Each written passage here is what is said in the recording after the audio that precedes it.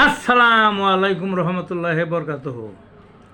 তে বন্ধুগণ, আশা করি আল্লাহ পাকের রহমতে সকলে সহি সালামত আছেন।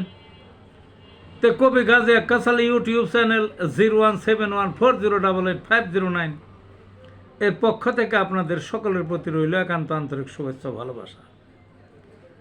তে বন্ধুগণ, এখন আপনাদের সামনে যে বয়ানটা রাখবার চেষ্টা করব, বয়ানটার নাম হলো কানের রোগে হোমিওপ্যাথিক চিকিৎসা। এই যে আমাদের দুইটা কান আছে, দুই দিকে এই কানের রোগ হয়।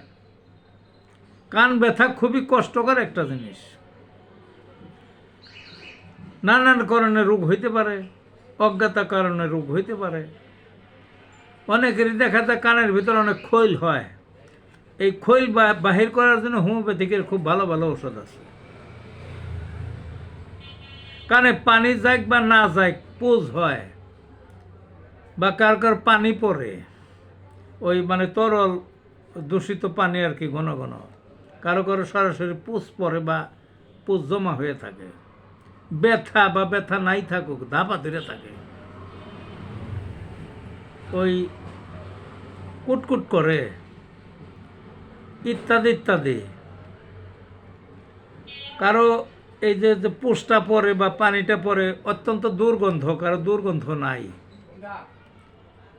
কুটকুট ব্যথা, খুসা মারা ব্যথা, চাবড়া ধরা ব্যথা, ইত্যাদি ইত্যাদি। আর ব্যথা ছাড়াও হয়তো তো বললামই। কানের এর জন্য সুনির্দিষ্ট ওষুধ আছে, সারবেই সারবে ইনশাল্লাহ, বুঝলেন না, আছে হোমিওপ্যাথিতে।